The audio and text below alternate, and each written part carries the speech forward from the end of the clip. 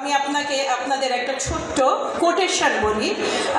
এটা 1942 সালে উইলিয়াম ডেভারসন এটা বলেছিলেন। সেটা হলো, সুরক্ষা ব্যবস্থা হলো তাই যে এই সুরক্ষা ব্যবস্থাতে সরকার কমপক্ষে নাগরিকের জন্য একটি চাকরি এবং চাকরির মাধ্যমে উপার্জন নিশ্চিত করবে।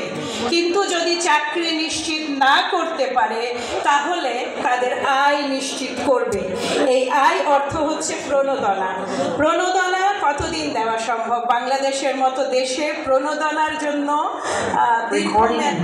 দীর্ঘমেয়াদী একটা পরিকল্পনা প্রয়োজন, যেখানে যারা আজকে প্রণোদনা পাচ্ছেন তারা আগামীতে শক্তিশালী নাগরিক হিসেবে গড়ে উঠতে পারেন। আমরা ফিরে আসি আমাদের 31 দফায়। 31 দফার আগে আমি একটু বলতে চাই, আমাদের বিএনপি প্রণীত প্রতিটা পলিসি একীভূত এবং সম্পূরক।